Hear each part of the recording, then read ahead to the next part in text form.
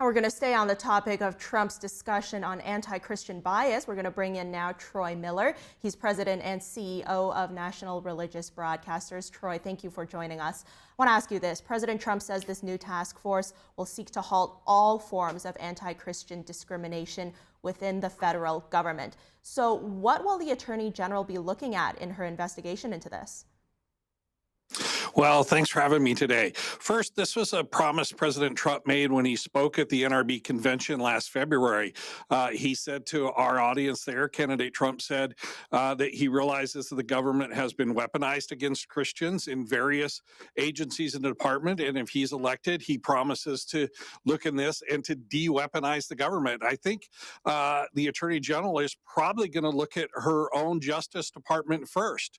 The number of FBI raids on pro-life Christians, FBI raids on Christians who were supportive of the Trump administration. Those things went on. So I think that'll be the first place she starts. And then hopefully she'll look just across all the agencies, and particularly the IRS as well, the number of audits and the number of information that the IRS has collected on Christian organizations. So those are two areas I think are going to be right in the forefront of what she's going to look for. Absolutely. And this executive order, it also seeks to defend not only the rights of Christians, but also all religious believers across the nation. So what changes are you expecting to see when it comes to just religious liberty in general here in the U.S. during Trump's second term?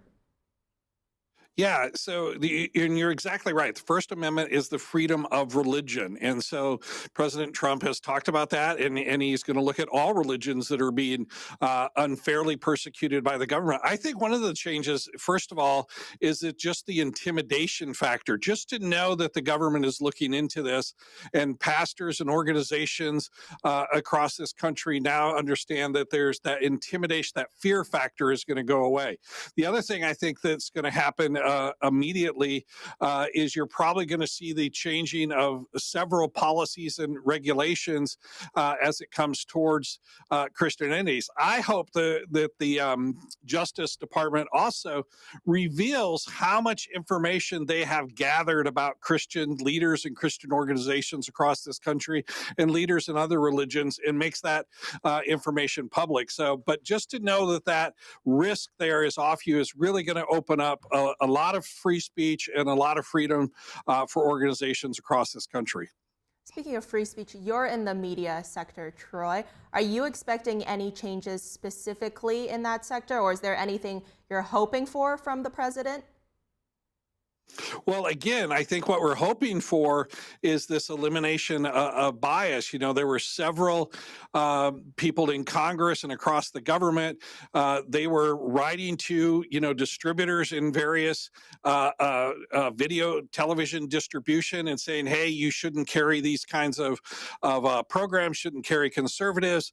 We know they were looking at things that were going on. One of the things we're really hoping for the president, and it was reintroduced, is the AM radio in every Dash Act that the president promised again at the NRB convention. He would look into this, he would sign it, and that Congress would protect AM radio. AM radio is vital to Christian talk and teach programming, and it's vital to the natural disasters and the emergency alert system across this country. So those are two things we're really hoping will come out of this administration in right here in his first 100 days.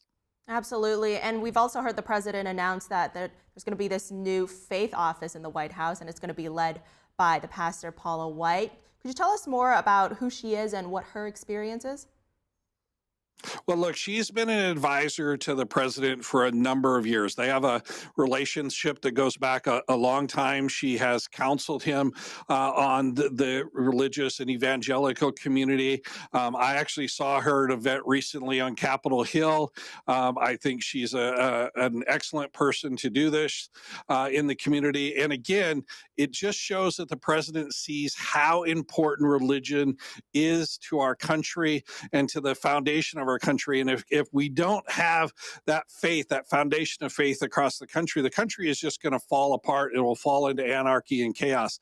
And so it's great to know that the president has raised this to an important level and the highest priority he can. So it's an office within the executive branch.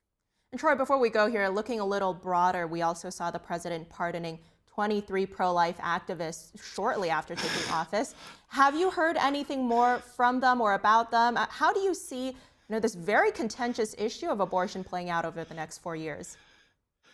Yeah. So first of all, for all of those who were afraid that the president had changed his stance during the election on pro-life, I think we've now seen that this is probably going to go down, and he's going to go down in history as one of the most pro-life presidents that maybe has ever served. And I am personally thankful for his pardon of those 23 pro-lifers. 6 of those are right here in Mount Juliet, Tennessee, where I live.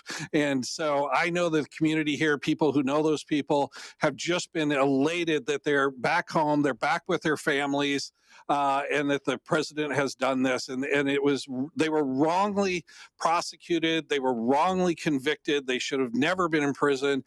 These people did no violence, but to see him to do that, to see him to pull back on the federal funding for abortion and to reinstate the Mexico Act and Mexico policy, we couldn't be happier with the president. Again, he mentioned this at the NRB convention a year ago, and it was another promise made, promise kept to the pro-life community.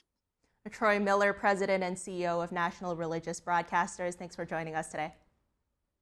Thanks for having me.